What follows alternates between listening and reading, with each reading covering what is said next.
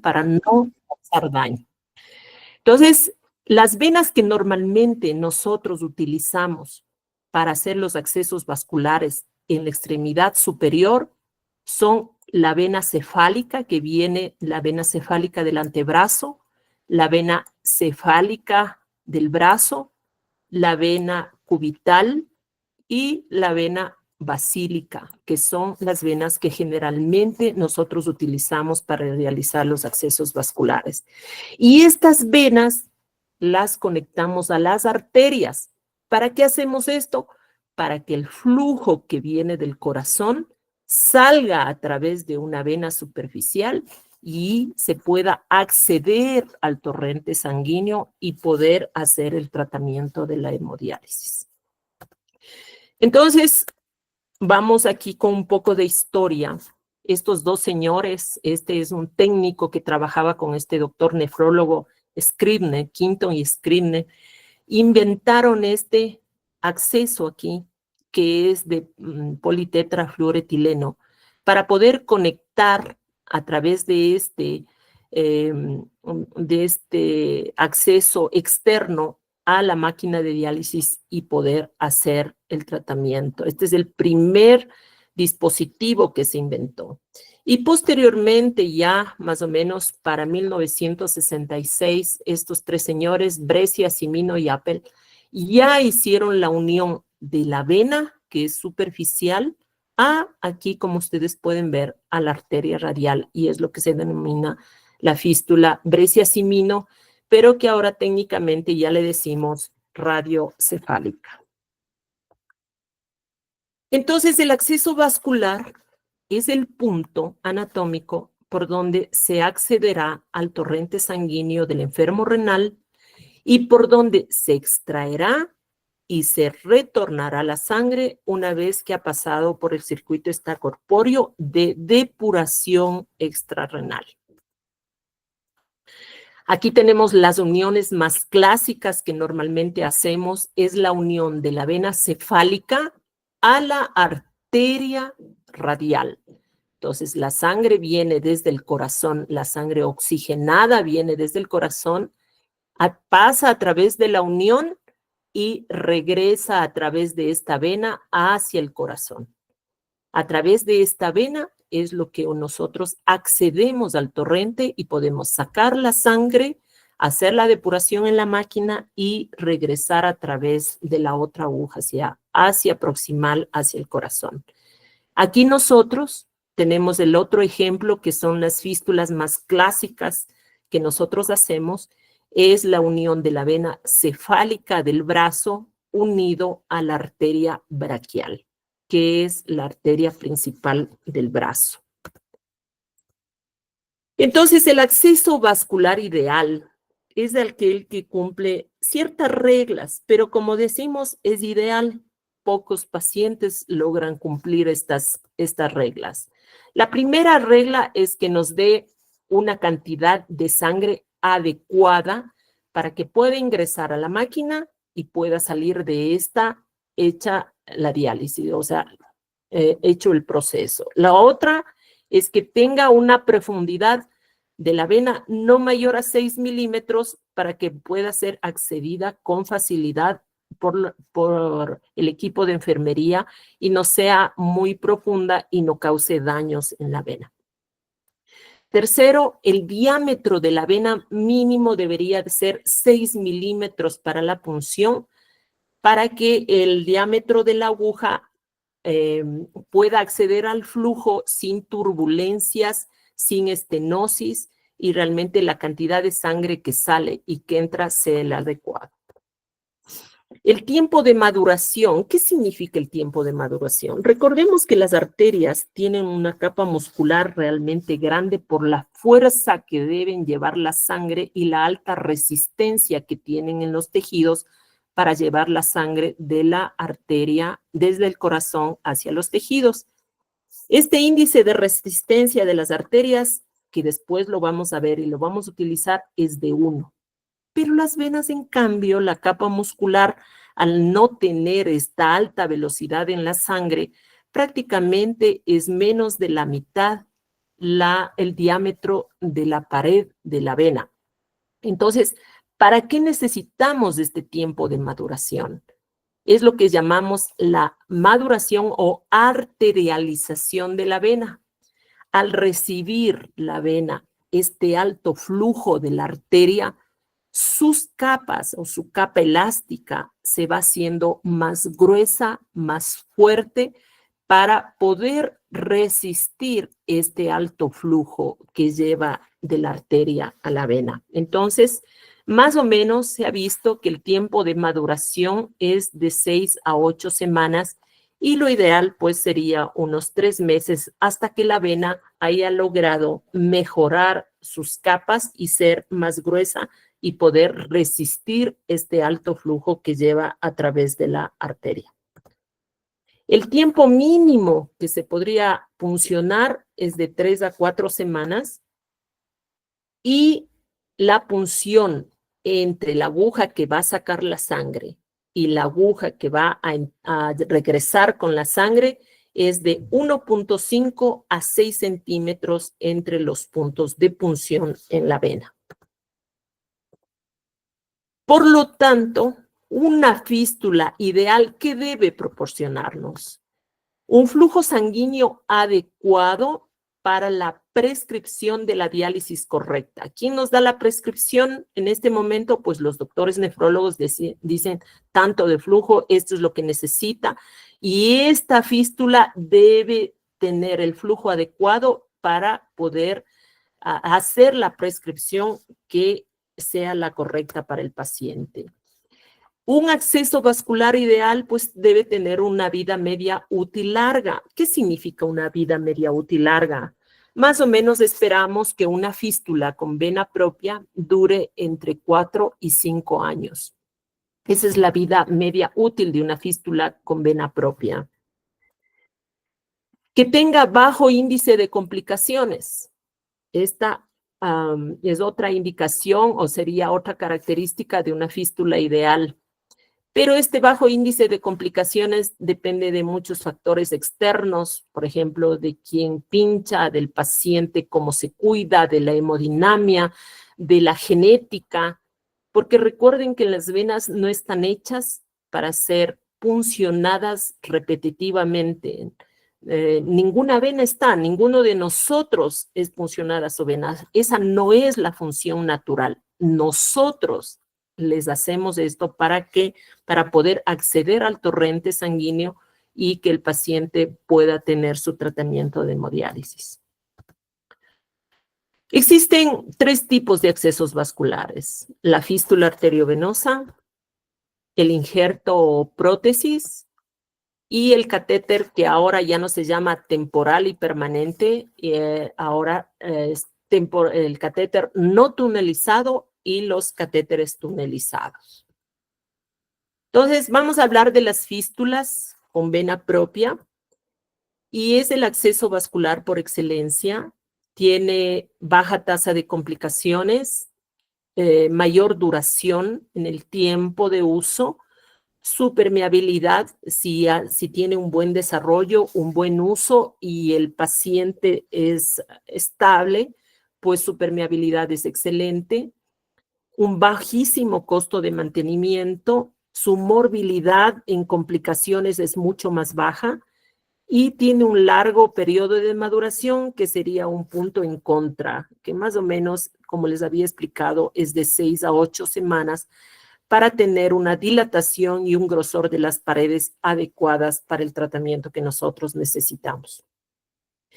En algunos casos, estas fístulas con venas propias, pues no logran hacer, tienen un fracaso en el desarrollo y en la arterialización, y esto lastimosamente se traduce en que el paciente tenga más tiempo de catéter para su tratamiento.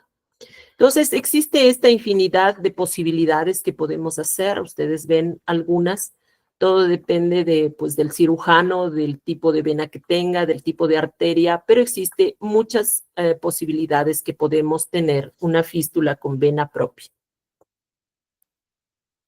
Y este sería más o menos un esquema de cómo deberían ir las fístulas. Entonces, tenemos fístulas a nivel de la muñeca, fístula radiocefálica un poco más alta, a nivel del pliegue del codo, un poco más alto del pliegue del codo. Cuando ya no tenemos venas, vamos a las fístulas con prótesis. Cuando ya no tenemos esta posibilidad, vamos a las fístulas en el muslo. Y por último, si ya no tenemos nada de esto, iremos a los catéteres venosos centrales. Este sería un algoritmo ideal. Si una fístula nativa, con vena nativa, dura de 4 a 5 años y tenemos más o menos unas 3 venas disponibles por brazo y respetamos todas las normas de punción, imagínese un paciente más o menos, estamos como 24 años solo con fístulas nativas y después pasamos a las fístulas con prótesis, después vamos a las fístulas con muslo y por último, ya los pacientes que no tienen absolutamente nada irían a los catéteres venosos centrales. Aquí tenemos las fístulas más clásicas que muchos de ustedes ya las conocen, no sé si los chicos estudiantes ya les han visto. Aquí tenemos la vena cefálica del antebrazo unida a la arteria radial. Esta es la clásica, las más clásicas. Aquí tenemos la fístula brachiocefálica que unimos la vena cefálica a la arteria braquial. Y esta es una vena que tenemos profunda, que es la vena basílica, pero por ser tan profunda, pues, y estar rodeada o junto a la arteria y a los nervios que dan la movilidad y la sensibilidad al brazo, entonces lo que se hace es retirarla de aquí y hacer una transposición de la vena subcutánea y se la anastomosa acá a la arteria. Entonces, aquí podemos ver un esquema, sobre todo en en donde está unida la vena superficial a la arteria radial. Y aquí está la colocación de las agujas, la más proximal a la anastomosis, a la unión, siempre será la que retira o saca la sangre hacia la máquina. Una vez que la máquina haya hecho su función, la sangre ya limpia entrará por la otra aguja en la misma vena, hacia el corazón llevará la sangre ya limpia. Si tienen alguna pregunta, por favor me dicen. Este es la unión de la vena cefálica a nivel del pliegue del codo con la arteria braquial. Miren, así se realiza la unión, entonces todo el flujo de la arteria irá hacia la vena cefálica, siempre el flujo hacia el corazón. Y esta es la vena basílica. Miren aquí tan lo importante que es la anatomía. Hablábamos de la cefálica, que es la anterior imagen que habíamos visto, que esta vena se va a unir a la arteria. La primera y la más clásica es la unión de la vena cefálica a la arteria radial. Y como pueden ver, y les había explicado hace un momento, aquí tenemos la vena basílica. La vena basílica es profunda y está acompañada de arterias y de nervios aquí. Por lo tanto, no podemos hacer una unión directa, ya que las punciones se van a hacer dificultosas y dolorosas porque podemos puncionar los nervios que están acompañando. Entonces, ¿qué se hace? Lo que se hace es retirar la vena. Miren, aquí está disecada. Aquí está la arteria, no sé si ustedes la pueden ver. ¿Sí la pueden ver? Alguien que me diga, ¿estamos conectados? Licenciado Jairo. Sí, se observa. ¿Sí? Ya. Entonces aquí está la arteria. Miren, es toda la vena basílica y miren cómo se cruza aquí, sobre todo a nivel del codo, los nervios, los paquetes nerviosos. Entonces, cuando no está bien hecha la superficialización, se punciona aquí, podemos puncionar la arteria, podemos puncionar los nervios. Entonces, ¿qué se hace? Se hace la disección, se hace el retiro de la vena y luego se hace la transposición, es decir, que esta vena la tunelizamos por aquí y la unimos aquí a la arteria braquial. Y queda libre todo estos serie de elementos anatómicos que son, que podemos dañar con las punciones. Una vez que ya hemos agotado todas las venas, pues vamos a las prótesis vasculares. Este es la prótesis que nosotros utilizamos, que es politetrafluoretileno, que es el PTFE o conocido como Gore-Tex, que a veces lo conocen muchos pacientes. Y las utilizamos cuando ya hemos agotado las venas cefálicas, la vena cubital, la vena basílica, ya no tenemos ninguna de estas, entonces utilizamos las prótesis, que generalmente esta primera es la más usada. ¿Qué es lo que hacemos? Disecamos a nivel de la axila la vena braquial. Por eso es importante saber anatomía, ¿sí? ¿Cuántos sistemas en la vena, cuántos tenemos en el brazo? ¿Alguien sabe? ¿Alguien me puede decir cuántos sistemas de venas tenemos en el brazo? ¿Quién sabe? ¿Cómo estamos en anatomía? Sí, no sé si me estarán escuchando. Licenciado Jairo, ¿estamos? Escuchamos, doctora, sí le escuchamos. ¿A quién me puede ayudar con eso? Porque si no sabemos nada de anatomía, pues estamos un poco perdidos aquí. Bueno, el sistema venoso profundo, el que acompaña a las arterias, tiene aquí la vena braquial. Entonces, ¿qué es lo que hacemos? Unimos la prótesis a la vena, le tunelizamos subcutáneo debajo de la piel y acá le unimos a la arteria braquial. Entonces nos queda todo este segmento para las punciones, o en el antebrazo podemos hacer en asa, uniendo también la arteria con las venas profundas, porque se supone que las venas superficiales que utilizamos para las fístulas, pues ya ninguna la tenemos apta para la confección de fístula.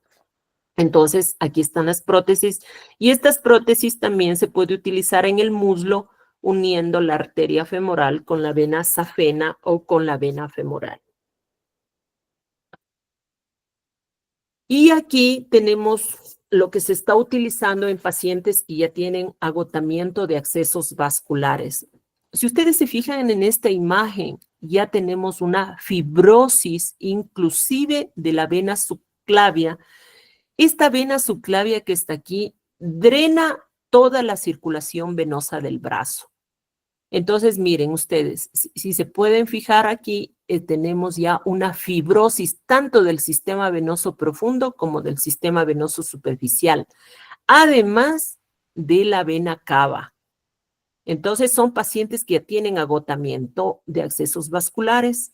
Este dispositivo se ha hecho salvatorio en muchos pacientes, pero es de uso, o quien hace esto realmente debe tener muchísima experiencia en todo lo que significa la cirugía endovascular, porque se entra a través de la cava inferior, a través de un dispositivo, y se va abriendo camino a través de esta vena fibrosada.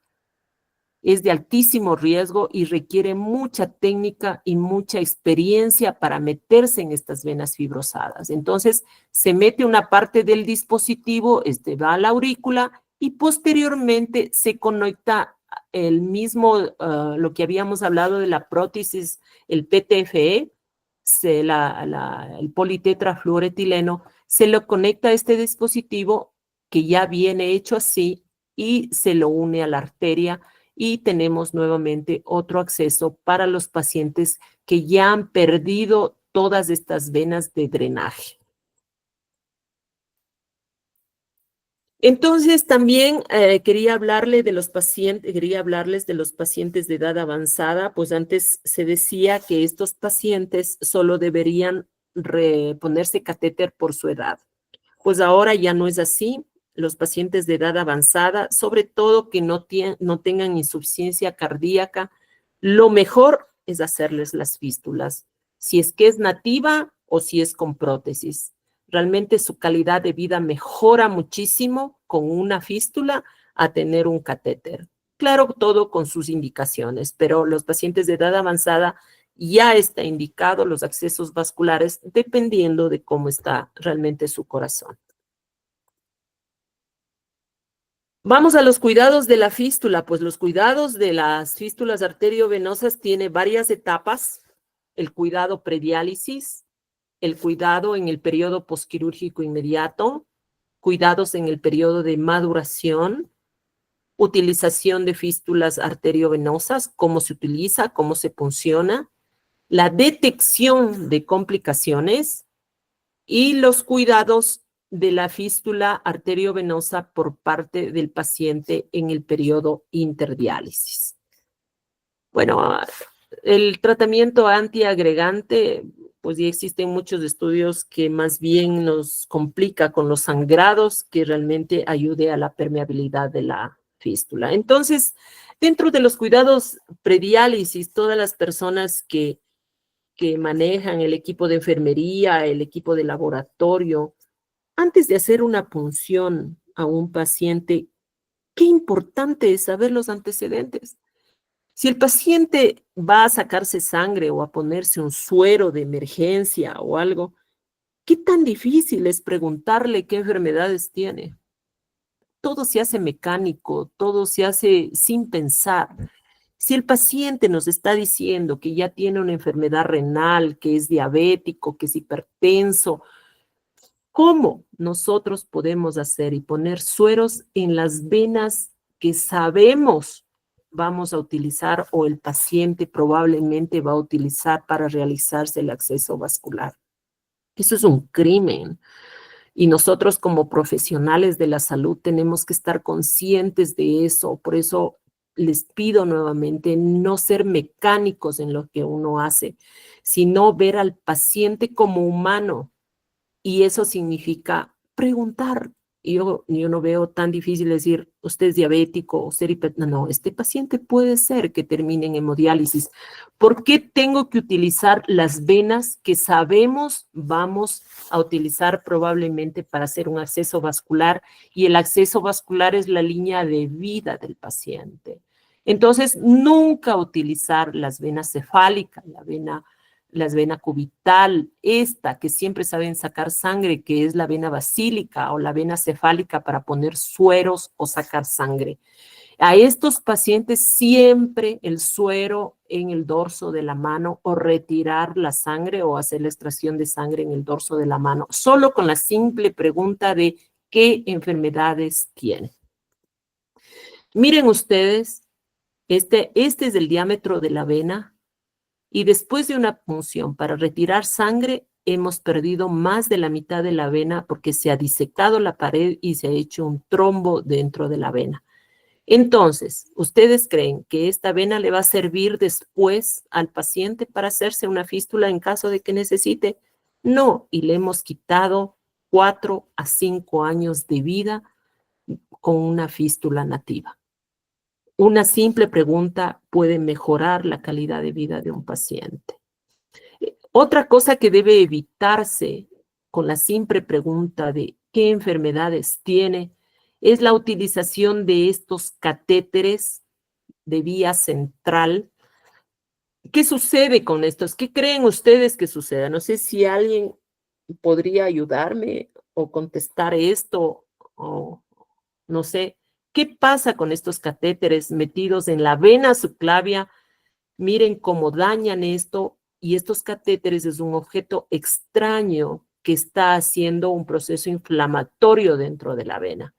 Si nosotros sabemos que todas estas venas que pueden utilizarse como acceso vascular drenan a través de la vena subclavia, drenan, miren ustedes, todo esto drena a través de aquí. Si nosotros les metemos estos catéteres de entrada a estos pacientes, ¿qué va a suceder? Que esta vena subclavia o la vena cava por donde drenan todas estas venas que van en la circulación hacia el corazón, se van a fibrosar. Y aquí en este brazo tenemos posibilidades por lo menos de 6 accesos vasculares, que equivale mínimo unos 15 años de vida para el paciente. Si nosotros sabemos que el paciente tiene enfermedad renal, que es diabético, que es hipertenso, que tiene una enfermedad autoinmune, e insistimos en poner este tipo de catéteres, le estamos quitando un montón de años de vida. Por eso siempre pedimos que nos concentremos en nuestro trabajo, que no seamos automáticos y mecánicos en hacerlo, sino pensemos en el ser humano que tenemos al frente y las posibles consecuencias de nuestros actos como profesionales. Entonces, es quitar años de vida a los pacientes con este tipo de catéteres. Y aquí les muestro las imágenes de lo que sucede con estos catéteres dentro de la vena. Miren ustedes, aquí está la vena y por aquí entró el catéter y este es un coágulo que se forma por ese proceso inflamatorio del catéter dentro de la vena. Esta es la camisa que se forma. Aquí viene el catéter y alrededor se forma como un tejido fibrótico que va envolviendo al catéter y esto es una respuesta del cuerpo a este objeto extraño que está metido dentro de la vena. Miren esto. Esto se encuentra alrededor del catéter. Todo este tejido se va fibrosando y tapando las venas. Entonces, por eso se insiste en esta medicina preventiva, en que nosotros debemos tener un control de los pacientes antes de que terminen en una enfermedad renal. Los pacientes diabéticos siempre deben estarse controlando la enfermedad, cómo están sus riñones. Los hipertensos siempre deben estarse controlando. ¿Para qué?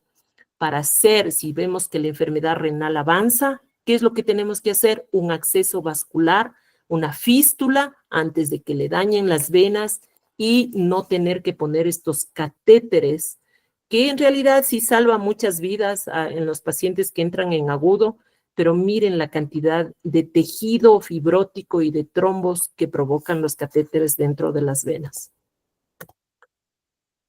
El siguiente control, pues el postquirúrgico inmediato, una vez que el paciente ya se ha realizado el procedimiento quirúrgico, siempre se debe verificar el trill.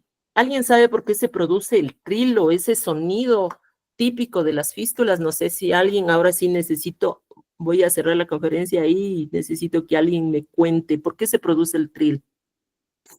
¿Quién sabe? ¿Quién sabe? Oh, están todos dormidos, creo. No, sí estamos ¿Quién sabe? escuchando. ¿Quién sabe por qué se produce? Bueno, eso es tarea. Quiero dejarles de esa duda y quiero que vayan a verificar, porque si les doy todo, les aseguro que no van a ir a leer. Entonces hay que verificar el trill, que debe ser audible y palpable en la anastomosis, en el postquirúrgico inmediato.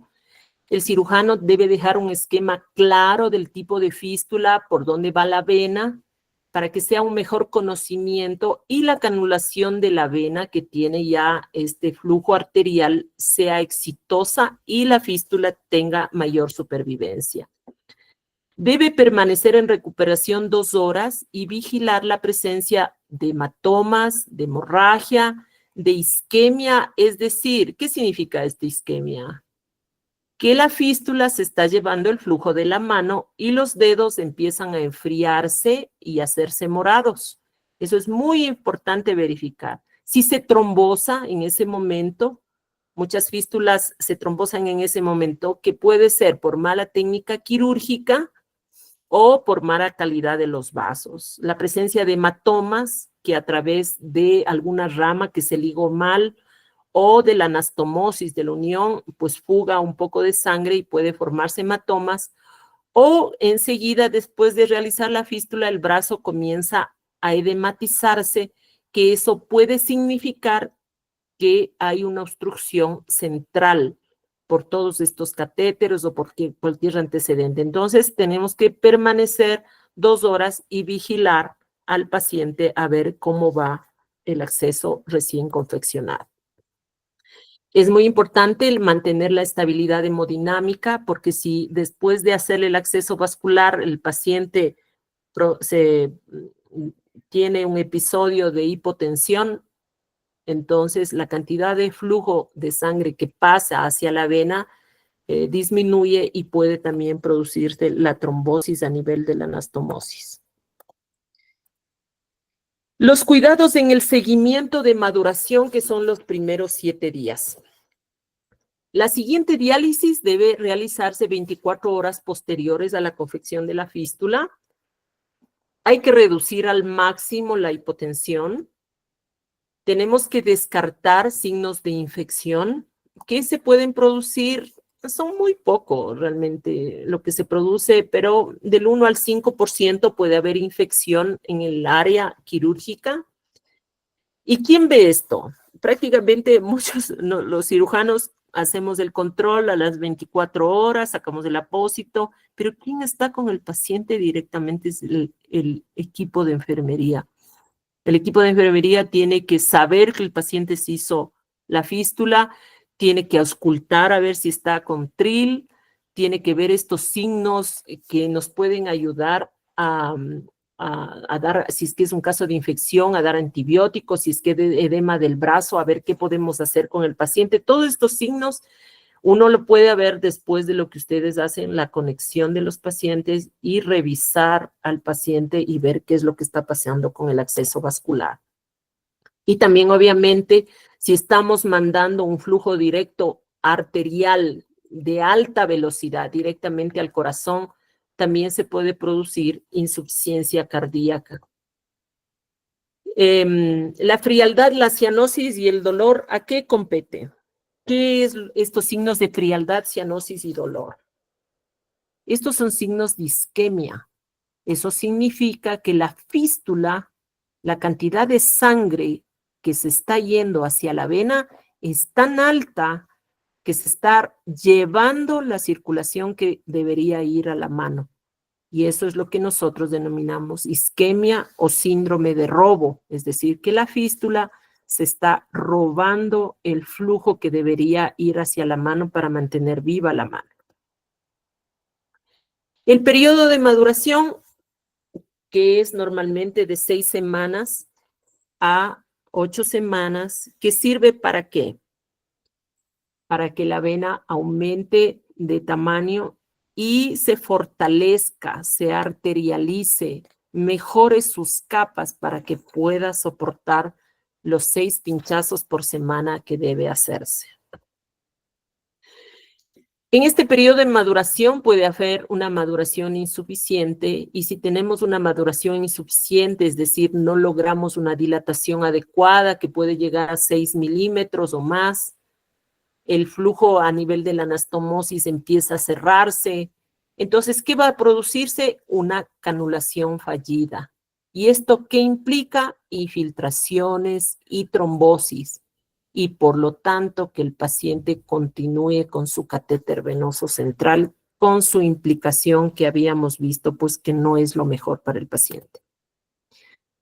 El hacer ejercicio y durante este periodo de maduración se ha visto que antes de hacer la fístula mejora la maduración en un 9.3% y después de la cirugía realmente mejora la maduración en un 50%.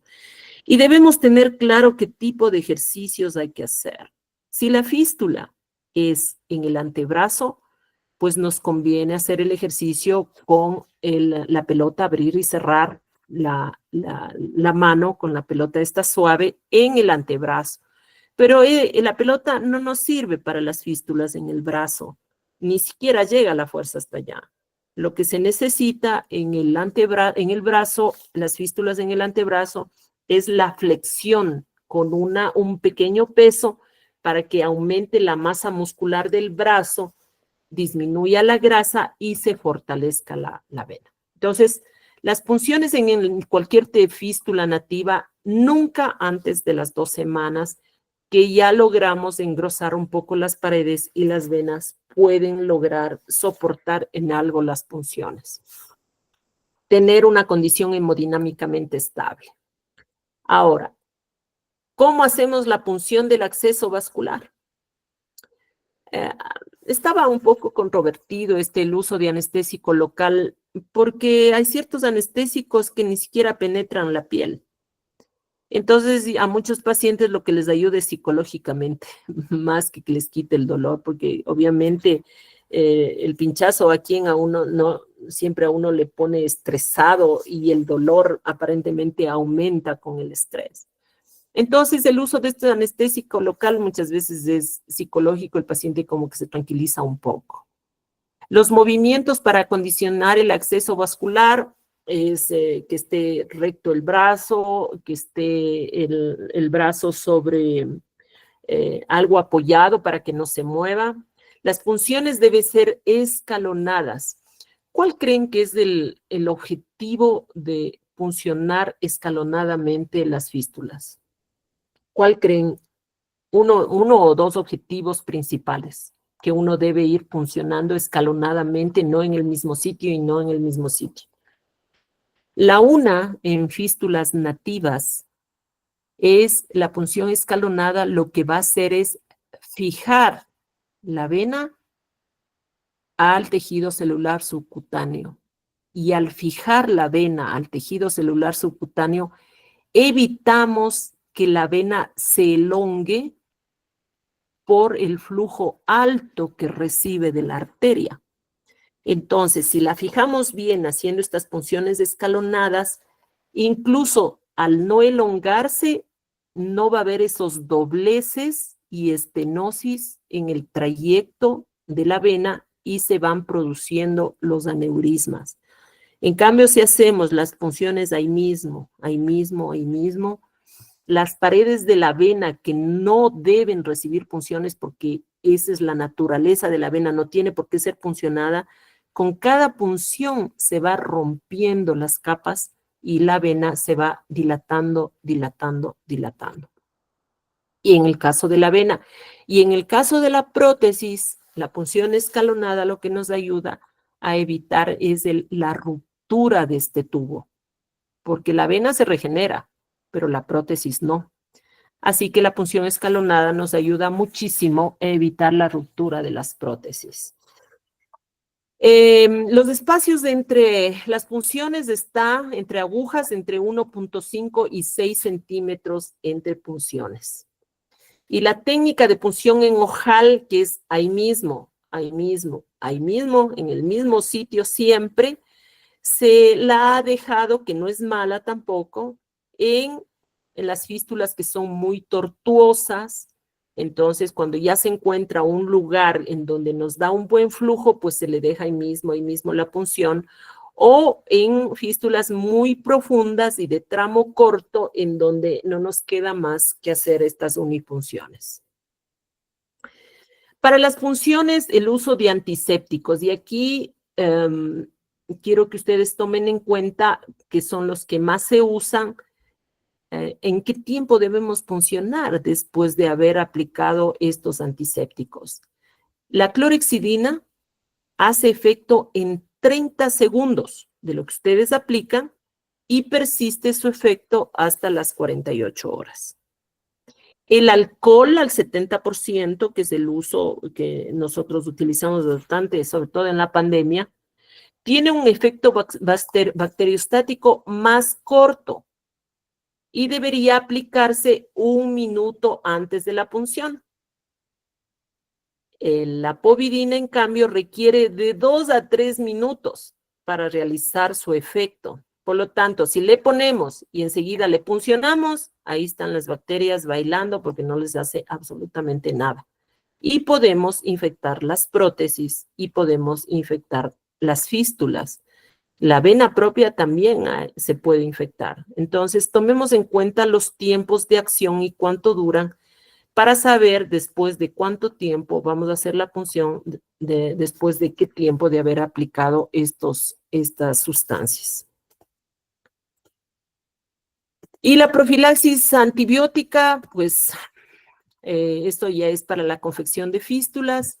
Estos son los principales microorganismos que encontramos en la piel y que en el momento que tengan oportunidad y contaminen, pues realmente lo harán. Entonces debemos tener mucho cuidado en la asepsia, la antisepsia y en utilizar toda la ropa adecuada, el instrumental, las agujas y todo lo que usamos, que esté todo bien estéril, porque recuerden que estamos tratando con humanos que confían en nosotros confían en nuestros procesos, confían en nuestro conocimiento, y nosotros por ignorancia no podemos hacer iatrogenia. Nosotros por descuido o rapidez estamos quitando años de vida a un paciente que confía en nosotros. Entonces, por eso es muy importante que todas estas normas sean protocolizadas y llevadas estrictamente, porque el acceso vascular, una vez más les repito, es la línea de vida del paciente. Entonces, más que nada, para nosotros los cirujanos, utilizamos los antibióticos profilácticos, sobre todo en accesos vasculares que sean hechos con prótesis, más que con vena propia. Si hacemos una buena asepsia y antisepsia, cuando vamos a hacer fístulas con vena propia, pues no necesitamos el uso de antibióticos. El uso de la fístula arteria venosa, pues, tiene medidas estrictas, universales de asepsia, el lavado del área de la fístula antes del ingreso a sala, el uso de ropa adecuada por el personal y el paciente, la utilización de guantes estériles y la utilización de equipo de curación estéril para la limpieza.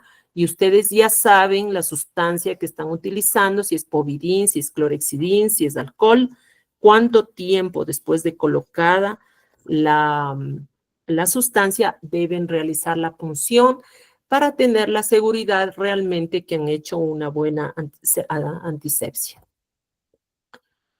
Aquí tenemos la imagen, pues, de la canulación.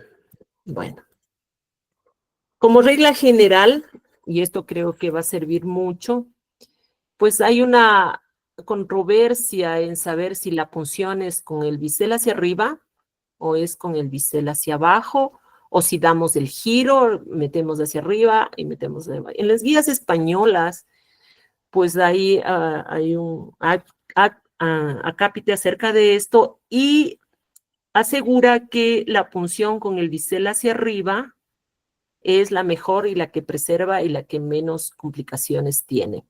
Ahora he visto en algunos centros de diálisis, sobre todo en los que son de Davita, creo que son los que ellos están promulgando la punción hacia abajo.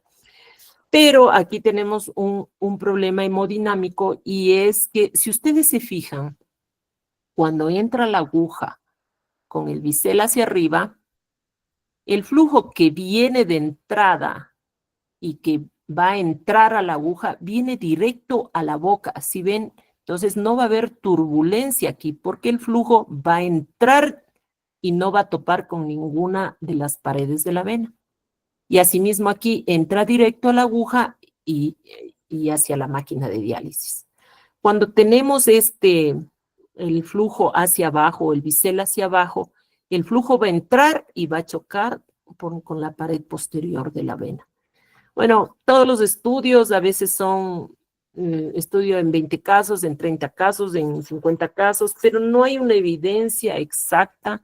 Más bien cada centro de diálisis tiene su experiencia, cada centro de diálisis pues tiene que ir dictando de acuerdo a sus pacientes sus protocolos y lo que va mejor de acuerdo al personal que está haciendo. Entonces, estas son las cosas. Estas son las reflexiones que yo les puedo dar, pero en las guías españolas, pues, se promulga esto del bisel hacia arriba.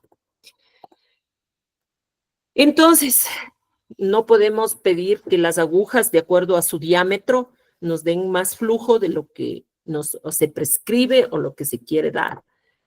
Las agujas de calibre 17 máximo nos van a dar un flujo de 300 ml por minuto. Las agujas de calibre 16 ya llegamos a 350. Entonces, si estamos funcionando con una aguja 17, jamás le pueden pedir a la máquina o a la fístula que nos dé 400 de flujo. Incluso las agujas 16, máximo 350 de flujo. Y la aguja 15 ya podemos tener, saben que la diálisis está más o menos, el flujo necesitamos de 400 a 450, es cuando ya llegamos al calibre de la aguja 15 y en algunos lugares, creo que aquí en Ecuador no se usa, pero hay agujas de calibre 14 que ya llevan más de 450 ml para la diálisis.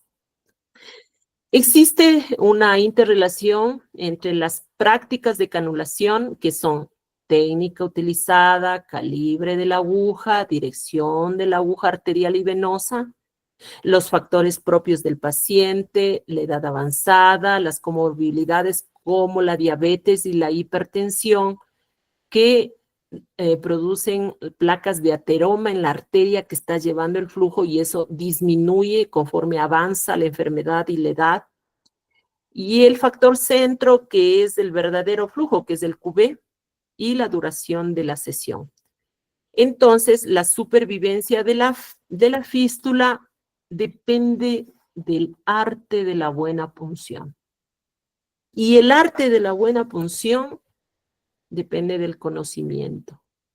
Si nosotros no leemos anatomía, no entendemos cómo va la fístula, no tenemos un esquema claro para cómo va la fístula, de qué se trata, no estamos pendientes de los signos de alarma, pues la supervivencia de la fístula se va deteriorando.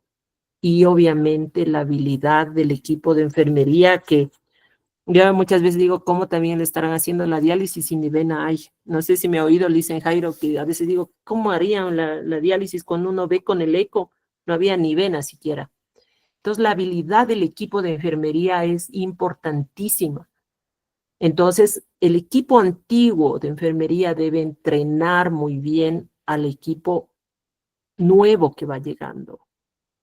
Qué importante que es esto. No hay que dejar solos al equipo de enfermería nuevo. Hay que incluso hacer un examen previo a ver si saben anatomía, a ver si saben cómo son las fístulas, qué tipo de fístula es, qué signos de alarma son, cómo realizar las funciones antes de dejarles solo. Pero bueno, eso sería en un país ideal en donde un enfermero, una enfermera máximo tenga 5 pacientes a su cargo para que pueda realmente hacerlo. Yo sé que muchos equipos de enfermería, un enfermero tiene 10, 15 pacientes, eso es una locura. Pero lo ideal es entre 4 y 5 pacientes por persona. Entonces logramos la supervivencia de la fístula, logramos que nuestro equipo de enfermería tenga una habilidad extraordinaria en su práctica, y esto combinado con el conocimiento, pues logramos una supervivencia de la fístula y por ende de nuestros pacientes.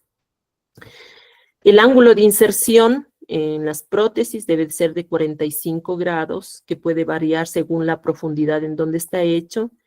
Deben ubicarse a una distancia aproximada, les había dicho, entre 1.5 y 6, haciendo un promedio 5 centímetros. Aquí, ¿cómo es la punción arterial retrógrada y cómo es la punción arterial anterógrada? ¿Qué significa eso? ¿Alguien sabe? No me digan que están dormidos. Por favor, por favor, por favor. ¿Quién sabe eso? ¿Qué significa punción retrógrada y punción anterógrada en la arterial? Alguien dígame. Anterógrada y retrógrada. ¿Lo saben? Bueno. Entonces, vamos aquí. La colocación del torniquete es básico, sobre todo en las primeras punciones. Aquí tenemos una fístula brachiocefálica que está unida a la vena cefálica, a la arteria braquial. Y al utilizar el torniquete, como ustedes pueden ver, miren cómo se expone la vena y se tiembla la vena, de tal manera que nosotros podamos acceder al torrente circulatorio o a la vena de manera mucho más fácil. Pero obviamente una vez hechas las punciones, nunca hay que olvidarse de sacar el torniquete. Entonces, esta técnica del torniquete nos ayuda muchísimo a canalizar las venas. Sí, bueno, aquí en esta diapositiva les voy a explicar. El flujo va desde el pliegue del codo hacia acá. La punción arterial va en este segmento. ¿Qué significa punción retrógrada? Significa que la aguja va a ir en contra del flujo, o sea, va a ir en dirección hacia la anastomosis. Y punción anterógrada significa que vamos a puncionar aquí y la punta de la aguja se va a ir anterógrado, hacia flujo, en dirección del flujo. ¿Sí estamos de acuerdo? ¿Hay alguna pregunta? ¿No? Bueno. Aquí tenemos la punción. ¿Qué punción sería esta? Esta que va la punta hacia, en contra del flujo, porque el flujo sube. Y la aguja, como ustedes ven, está en contra del flujo. Sería una punción retrógrada, doctor. Perfecto. Y esta de aquí es anterógrada, Retrógrada. porque va hacia flujo. Se va hacia el flujo. Muy bien. Ahí estamos bien. Bueno. Siempre hay que cambiar de sitio de la punción en cada sesión de hemodiálisis, especialmente en las fístulas con prótesis, porque yo les decía pues que se rompe el material y obviamente eso no se regenera. Los sitios nuevos de punción deben ser entre 0.5 y 1.25, entonces va aquí, el siguiente acá, el siguiente acá, el siguiente acá, el siguiente acá, el siguiente acá, regresa. Y así va haciéndose esa punción escalonada. Quiero que miren este video de una punción que se traspasó y se hizo una infiltración. A ver si va el video. Ay, no sale el video, le dicen. No creo. A ver. Ahí. Aquí tenemos la vena. Sí, lo estamos viendo. Ya, aquí está la vena. Y yo quiero que miren cómo la aguja se traspasó. ¿Sí miran ustedes aquí? Miren. La aguja se traspasó, la pared posterior. Entonces la aguja entró aquí y se traspasó. Y miren cómo se sale el flujo de la vena.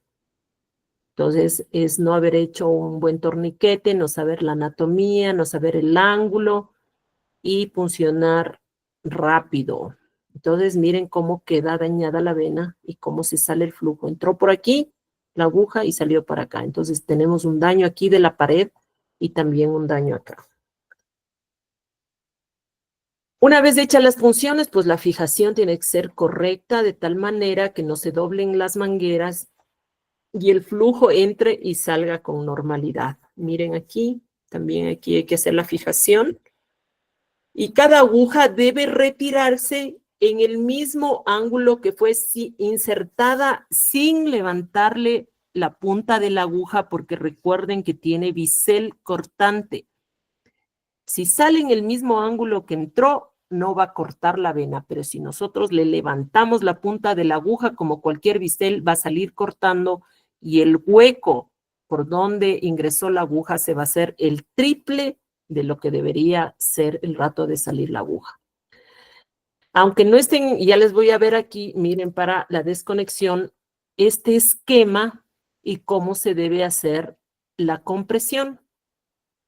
Esto que comprime todo, recuerden que por aquí entra la aguja, se hace ese canal y aquí está la vena. El único que tenemos que comprimir es el orificio de afuera, no coger y aplastar toda la fístula hasta que se termine el tril, porque lo único que queremos hacer es que en este canal entre la piel, el tejido celular subcutáneo y la vena, este canal se haga el trombo hemostático. Y para eso lo único que necesitamos es comprimir exactamente en el punto de punción. Tratando de, cuando uno aplaste, sentir el tril. Si uno aplastando deja de sentir el tril, estamos haciendo esta maniobra y está dejando de fluir la sangre y podemos provocar la trombosis de la fístula. Vamos aquí. Entonces, recuerden que primero siempre se retira la aguja venosa, efectuar la hemostasia correspondiente a este nivel y a continuación se retira la aguja arterial. La compresión manual tiene que mantenerse como mínimo 10 minutos antes de comprobar si todavía existe hemorragia en el punto de punción. Y en general el tiempo de hemostasia es superior en la prótesis porque la prótesis no se contrae como la vena. La vena tiene esa virtud de contraerse. En cambio, la prótesis no se contrae y obviamente va a sangrar o la hemostasia va a durar mucho más. En ausencia de anticoagulación excesiva, la presencia de un tiempo de hemostasia prolongado superior a 20 minutos puede indicar una presión incrementada en la fístula secundaria a estenosis. Entonces, ustedes notan que una fístula, pues hacen la hemostasia normal y sigue sangrando, o se les fue la anticoagulación, o hay una estenosis más alta que hace que el flujo sea de alta velocidad y dilate el vaso y no permita la hemostasia correcta. Algún tiempo yo vi, no sé si usted, Jairo, vio alguna vez la utilización de esas pinzas para efectuar la hemostasia. Gracias a Dios eso ya está prohibido, porque dejaban puesto estas pinzas, se iban, cuando regresaban y estaba con trombosis. La presión para hacer la hemostasia tiene que ser manual, de tal manera que la persona que está haciendo la hemostasia debe sentir el trill. Las pinzas de esas nunca sentían y regresaban, pues ya estaba perdida la fístula. Los apósitos o vendajes adhesivos deben aplicarse en lugares de punción, pero nunca antes de alcanzar la hemostasia completa. Obviamente no debe cubrir esos esparadrapos toda la circunferencia de la extremidad, porque pueden producir isquemia en el brazo. Y siempre debe comprobarse la permeabilidad de la fístula después de colocar el apósito. Y hay que obligar a los pacientes, ya 24 horas no, pero generalmente a las 12 horas ya se logra la hemostasia y hay que retirar esos vendajes, porque recuerden que eso a muchos pacientes les produce una dermatitis de contacto por los esparadrapos. Entonces, el tiempo es entre 12 y 24 horas que el paciente debe quitarse los esparadrapos y los apósitos de hemostasia que se ponen. Ahora vamos a las complicaciones de los accesos vasculares y está directamente relacionada con la técnica inadecuada de canulación, que puede producir complicaciones a corto y largo plazo, y también las complicaciones no solo a la técnica, sino a los pacientes que no tienen una educación adecuada para poder mejorar la sobrevida y cuidar sus accesos vasculares. Entonces son pacientes que vienen con mucha sobrecarga, que eso les da hipotensión al hacerse la diálisis, son pacientes que se duermen sobre los brazos, son pacientes que se ponen cremas, que se ponen hierbas, que se ponen cosas en los brazos y no se cuidan. Entonces, no solo es la canulación, sino el cuidado del paciente. Entonces, son algunas complicaciones, las principales les voy a mostrar más bien en imágenes, y quiero que ustedes me digan aquí cuál es el problema de esto. Esto se practicaba bastantísimo antes, hemos luchado para que no se haga, y es que las fístulas hechas radiocefálica en el antebrazo deben ser puncionadas en el antebrazo. Jamás debemos irnos a la vena arriba. Miren, esto se utilizaba bastantísimo antes. ¿Por qué no se puede puncionar la de arriba? Porque, como les había dicho, las punciones pueden dañar las venas. Entonces, si esta le dura 5 años y se daña esta, y nosotros ya hemos puncionado esta vena y esta vena ya se ha fibrosado, ya no podemos hacer la siguiente fístula aquí.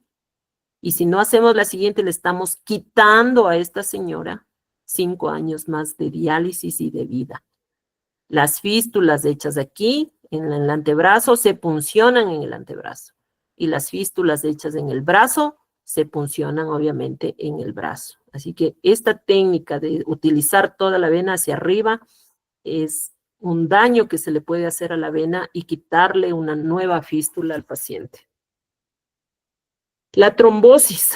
Miren ustedes cómo se ve en el eco. ¿Qué signos tendremos aquí? Dolor, endurecimiento, ausencia de trill. Cuando uno hace el eco, pues encuentra ya estos trombos dentro de la vena, la trombosis. Se pueden producir estas tabicaciones dentro de la vena. Miren ustedes estos trombos, Y es cuando muchas veces a uno le reportan la fístula está con tril, hacen la punción y justo caen aquí. No hay flujo, sacan la aguja y muchas veces sacan parte de este trombo. En la aguja, entonces dice se trombosó, pero tiene tril. Entonces, miren ustedes la presencia de estas tabicaciones. Aquí debe ir el flujo normal, aquí tenemos como un saco al lado, entonces funcionan aquí y no va a haber flujo. Todo eso hay que reportar. Miren en estos aneurismas la presencia del trombo y aquí la luz. Entonces la punción viene de aquí. Acá, ¿en dónde cae? Están en vena, pero no van a tener flujo por la presencia de este trombo. ¿Y cuál sería una complicación? Que se desprenda el trombo con la punción y ese trombo migra. ¿Y si migra a dónde va? Va al pulmón. Y hacen tromboembolia pulmonar los pacientes. Si un trombo de estos se va al pulmón. A veces se producen muertes súbitas en diálisis. Y uno dice, ¿qué fue lo que pasó? No, es insuficiente renal, pues tenía que morirse. Y es posterior, a veces se punciona aquí, se rompe el coágulo y el coágulo mira, hace una tromboembolia con muerte súbita del paciente. Y nadie sabe por qué. Miren ustedes estos trombos, casi esta es toda la luz. Aquí está el trombo y aquí está la luz. Entonces, atravesarse con la aguja todito esto hasta llegar acá, pues es bien complejo.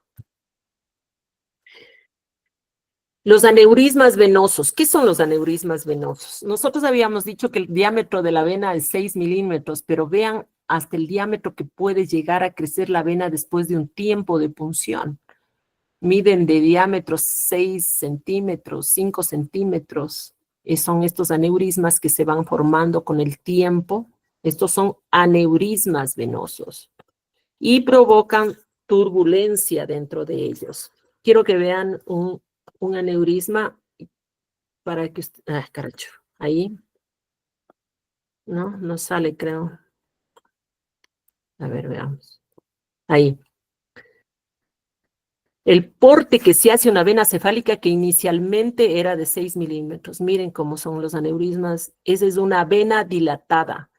Un aneurisma que después de algunos años se va dilatando la vena y termina de este porte. Ahora los pseudoaneurismas. Hay que entender qué es un pseudoaneurisma y qué es un aneurisma. El aneurisma es el que acabamos de ver con paredes completas. El aneurisma simplemente se va ensanchando la pared de la vena, pero tiene completa las paredes. Eso es un aneurisma.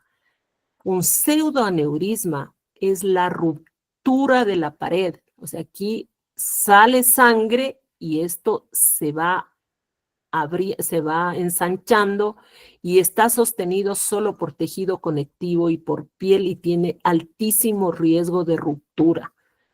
Y hay muchos fístulas con estos pseudoaneurismas que siguen pinchando ahí y siguen pinchando ahí. Por eso es importante distinguir entre un aneurisma y un pseudoaneurisma.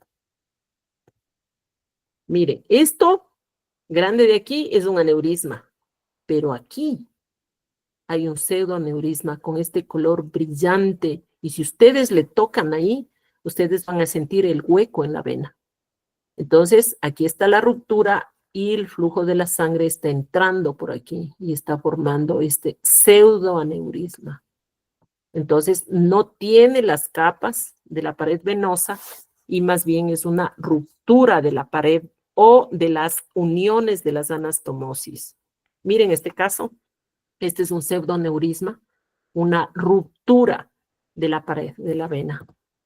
Miran acá estas imágenes, espero que no se olviden, esto hay que reportar inmediatamente porque donde esto se rompe, el paciente no llega al hospital, es un sangrado masivo brutal, como cualquier ruptura de una arteria.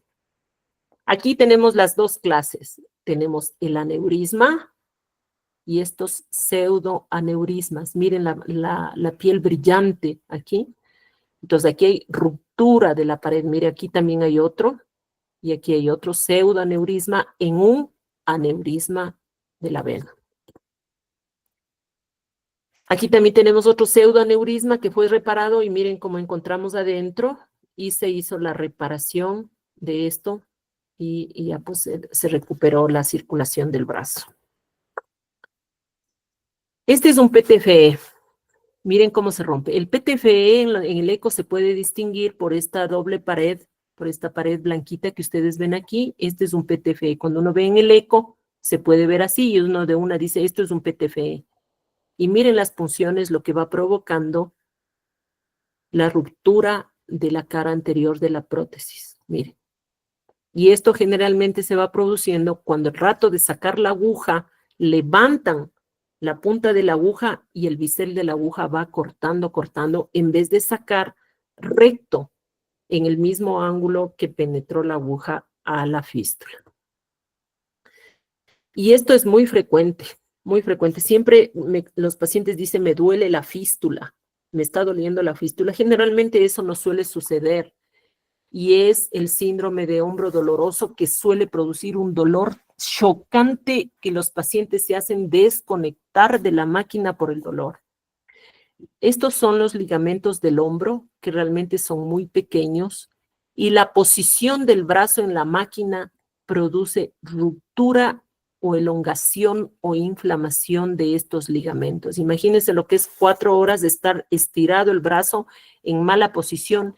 Y esto produce un dolor tal que va de aquí del hombro, va por la cara externa del brazo, la cara interna del antebrazo y produce incluso amortiguamiento de los dedos y los pacientes del dolor se hacen desconectar porque piensan que les duele la fístula.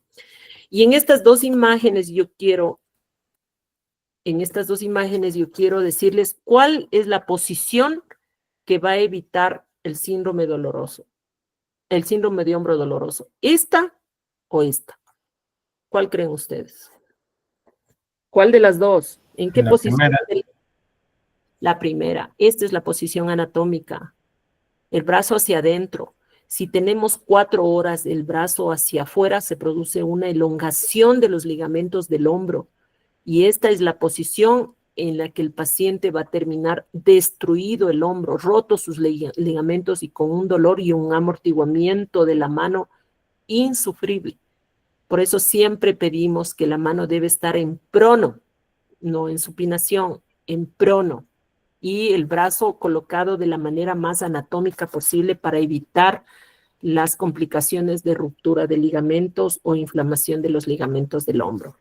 Otra cosa que es la infección, cuando no se hace bien la asepsia o se nos saltó por ahí que la aguja se rozó en la sábana y dijimos de eso no pasó nada.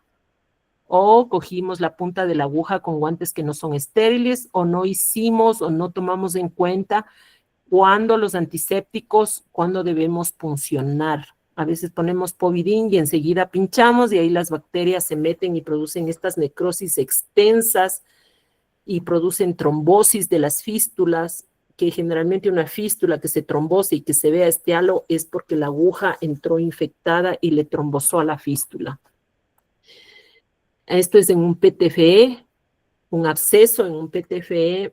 Miren este otro en una brachiocefálica, en el punto de punción. La aguja entró contaminada y terminó dañando su línea de vida, la línea de vida del paciente. En este caso hay una infección y una exposición de la prótesis. Esta es una prótesis expuesta. Y prótesis expuesta es prótesis infectada. No hay nada que hacer, o sea, no es que cuestión yo le abro, le limpio y les vuelvo a cerrar. Ya no hay cómo.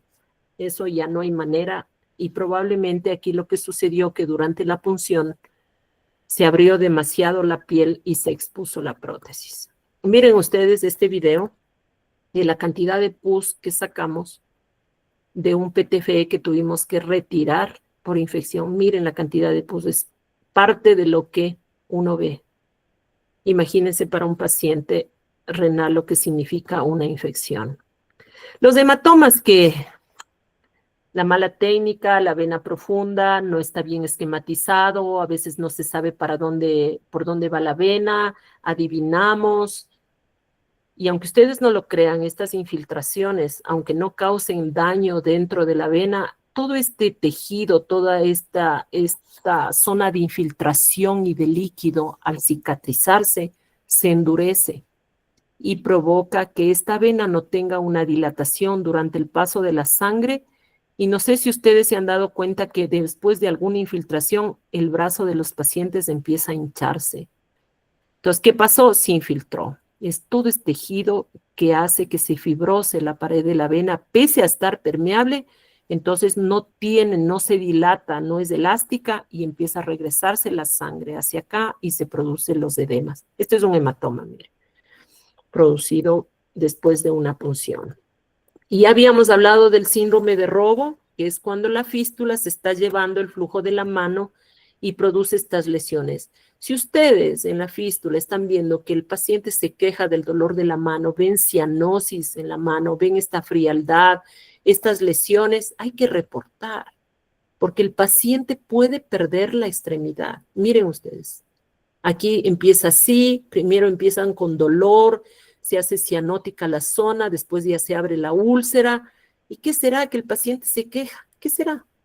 Entonces esto se llama síndrome de Rogo. El paciente, en la fístula se está robando el flujo de la fístula. No hay que confundir con el síndrome de hipertensión venosa.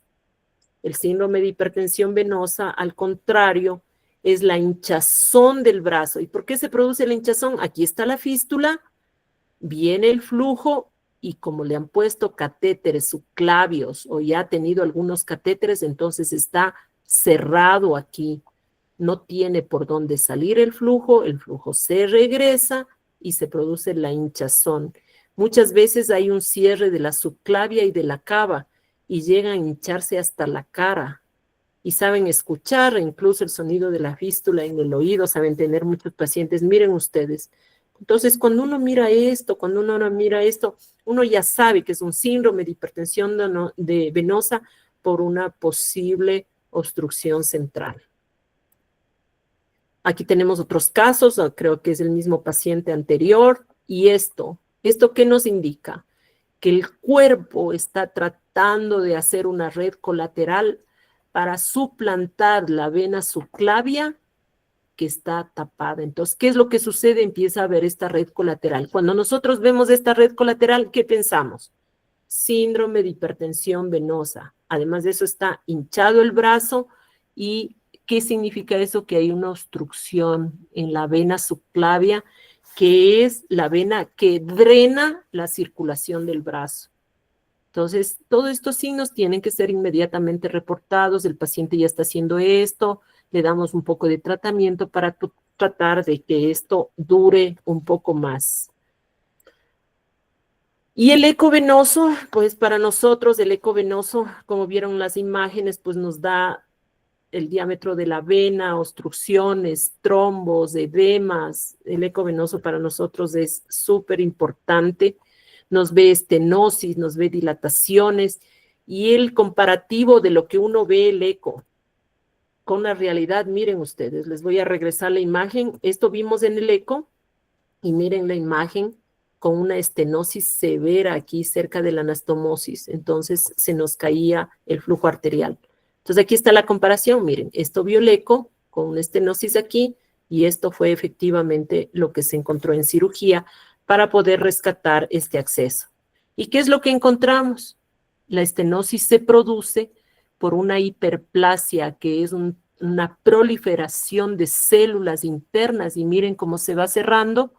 ¿Qué es lo que se hace inmediatamente? Se corta ese segmento, miren, la boca ya queda abierta, y se hace una nueva anastomosis saltándonos la zona, y hemos recuperado el acceso vascular, y se puede enseguida ver.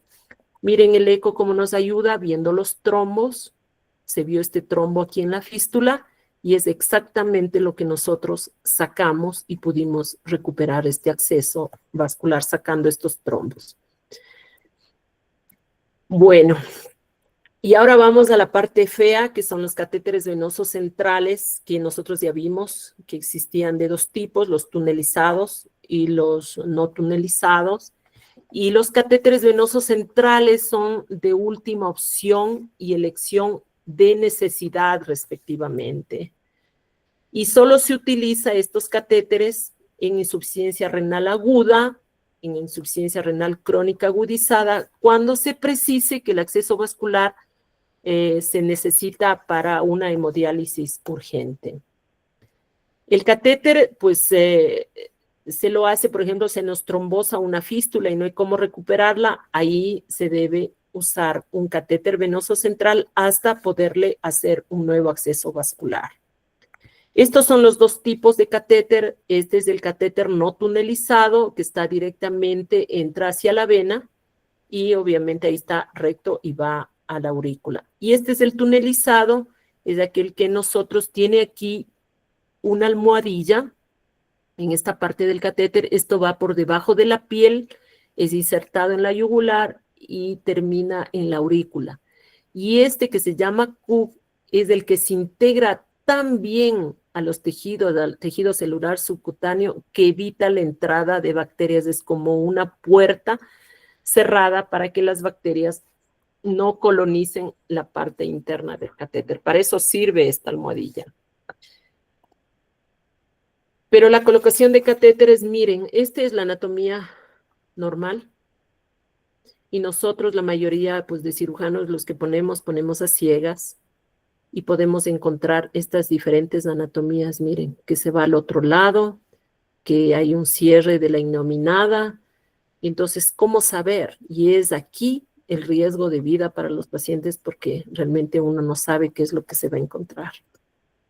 Miren aquí, entonces este es un catéter tunelizado derecho y este es un catéter tunelizado izquierdo por la anatomía. Miren, aquí va hasta el otro lado. El uno es más recto, porque de este lado la anatomía viene más recta y de este otro lado pues tiene que cruzar todo esto y venir hacia la aurícula. ¿Qué les parece en este video? Miren lo que pasa. Esta es la colocación de un catéter. Se supone, miren lo que, no sé si ustedes vieron, miren este catéter aquí. Adivinen a dónde se fue.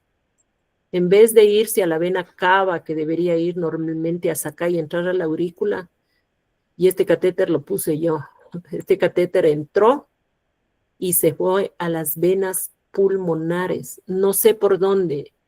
Probablemente lo que tuvimos es esta anatomía. Esta. Que va directo a las venas pulmonares. Pero uno no se puede imaginar eso porque ya saben que los recursos muchas veces a uno no le permite ver esto. Pero este catéter se fue a las venas pulmonares, pues ingresó al ojo en espejo, tuvieron que abrirle el tórax para poder sacar este catéter porque estaba yendo a las venas pulmonares en vez de ir a la cava y a la aurícula.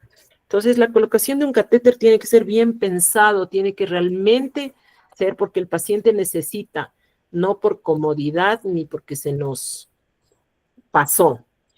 Entonces, el alcohol, la povidina, que interfieren con el poliuretano y puede romper el catéter. Entonces, para limpiar los catéteres, nunca utilizar alcohol ni povidona iodada.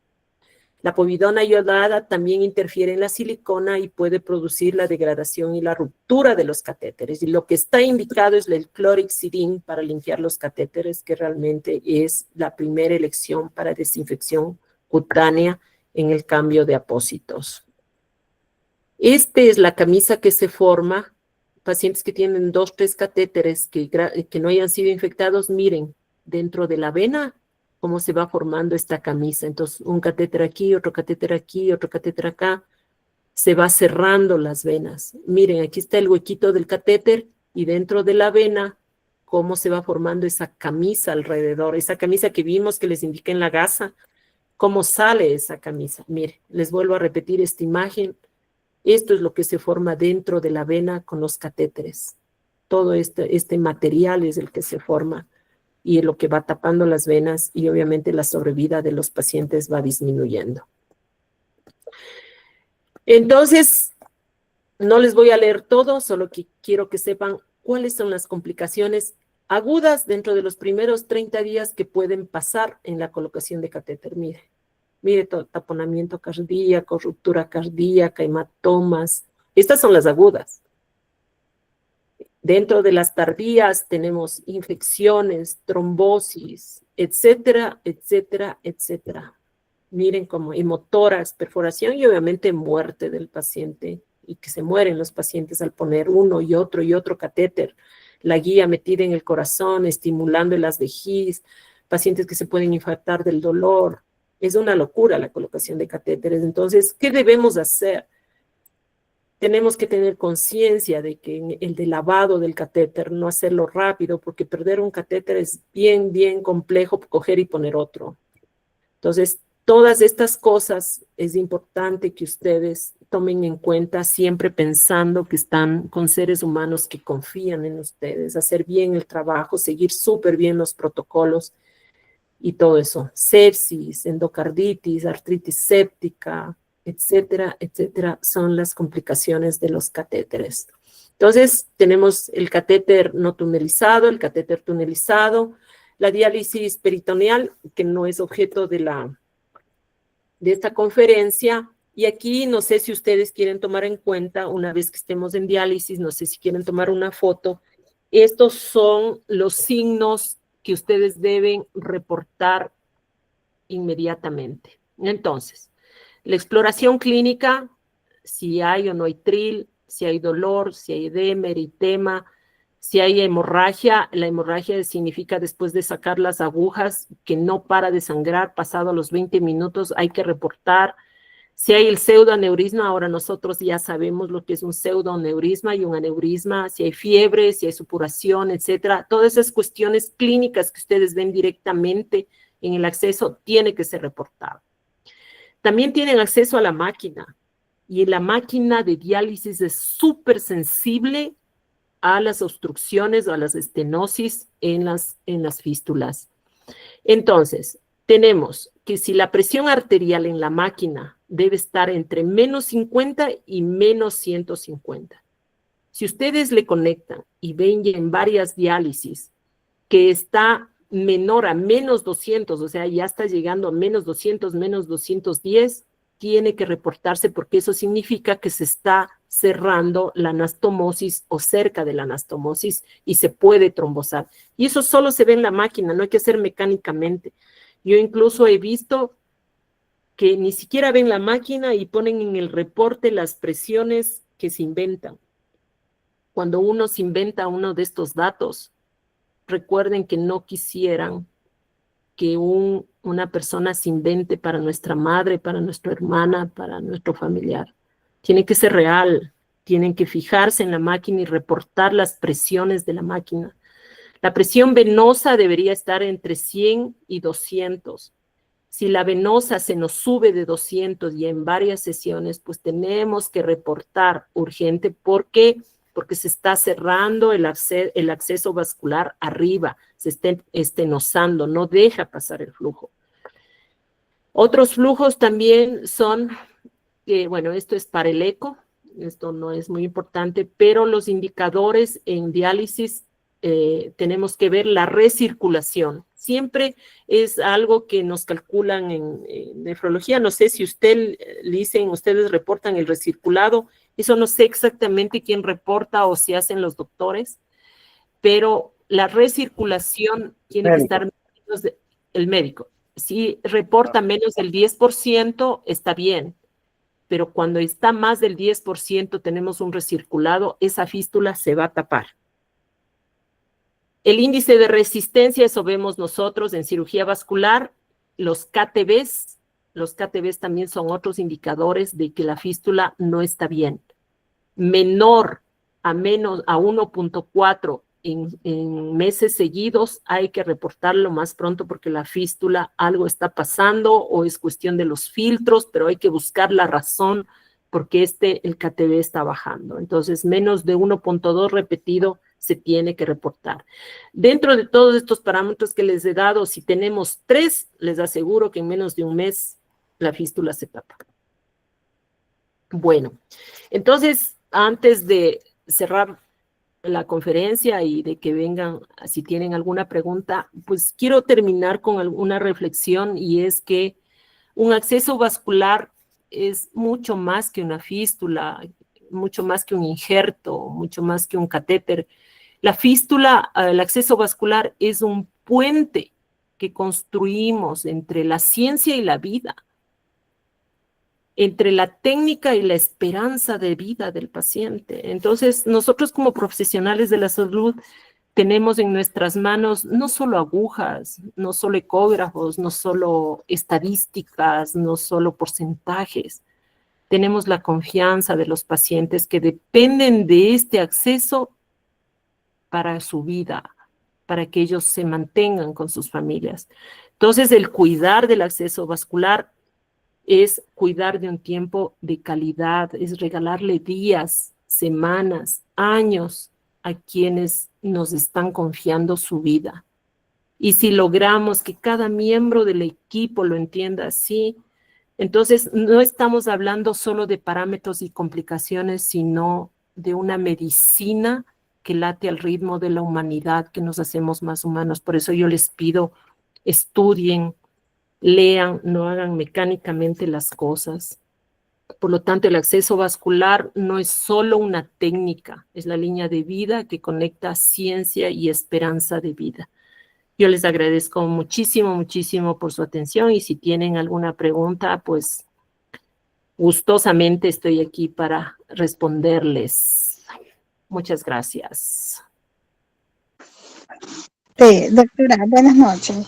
Buenas noches, sí, diga. Doctora, ¿usted me puede explicar cómo podemos nosotros ver cuando hay una recirculación en una fístula? Sí, lo que pasa es que el recirculado, cuando usted ve en la máquina que las venosas están altas, sobre 200, siempre y cada vez se sube más, 200, 210, usted tiene que pedir al médico a que calcule el recirculado. Si el recirculado está más de 10, el médico es el que calcula eso, el nefrólogo. Con los parámetros que ellos tienen, entonces esa fístula se está tapando. Pero usted en la máquina detecta venosas altas, venosas altas. Eso significa que hay una obstrucción alta y que usted está metiendo la misma sangre que está entrando por la venosa, está regresándose a la arterial y está solo dializándose solamente ese porcentaje de sangre que está dentro de la vena. Y el recirculado le calcula el médico. El nefrólogo le calcula. Ya, gracias, doctora. Con mucho gusto. ¿Alguien más que tenga alguna otra pregunta? Sí, ahí en el chat, la licenciada Jacqueline pregunta, ¿Aló? ¿por qué se debe retirar primero la vena? ¿Sí me escucha, doctora? Sí. Sí, porque tiene Ya. mayor presión En la el chat, arterial. Si nosotros quitamos, ajá, ¿por qué se retira primero la venosa? Sí, esa es la sí, pregunta. continúe, doctora. Sí, la venosa. Siempre tenemos que retirar la venosa porque recuerden que entra la sangre por la venosa. Entonces le da mucho más flujo y más presión a la arterial. Entonces, si quitamos la venosa, baja bastante el flujo y podemos después quitar tranquilamente la arterial. ¿Qué más? Díganme. Creo que no hay más preguntas. Espero haberles... Sí, doctora, una pregunta. La punción retrógrada se la debe hacer ¿a cuántos centímetros de la anastomosis de la fístula? Retrógrada 5, anterógrada 1.5. Como ya sabemos, la anterógrada es la que va a flujo. Entonces, Claro, sí. y la retrógrada a 5 centímetros de la anastomosis. Ya, y en qué complicación puedo yo saber cuál de las dos punciones voy a utilizar con esa fístula? Lo que pasa es que está recomendada siempre la anterógrada porque se ha visto que tiene mayor supervivencia la fístula. En el caso de la retrógrada, lo que sucede es que la máquina tiene un flujo constante y el pulso es fásico. Entonces, en diástole, cuando no hay el flujo que está entrando, se produce turbulencia en la absorción de la máquina y esa turbulencia provoca hiperplasia en los tejidos. En cambio, en función anterógrada, la aguja está nadando totalmente siempre en la sangre y al absorber la sangre no produce mucha turbulencia y por eso se ha visto que en las recomendaciones de las guías españolas es que se haga la punción anterógrada porque hay mayor supervivencia y menos flujo turbulento. Claro que hay fístulas que no nos queda más. O sea, hay fístulas que ya están bien desarrolladas y no nos queda más que hacer una punción retrógrada. Tampoco está contraindicado, pero mientras nosotros podamos hacer punciones anterógradas en el arterial, que es la única que podemos variar entre retrógrado y anterógrado, porque siempre la venosa es anterógrada. Entonces, siempre que podamos, hagamos anterógrada porque se ha comprobado que es mejor la supervivencia de la fístula porque provoca menos turbulencia. Esa es la razón. Bueno, pero siempre hay que seguir leyendo, siempre hay nuevos artículos que nos van guiando y quitando muchas dudas. Siempre hay que seguir leyendo las nuevas técnicas. ¿Alguna otra pregunta?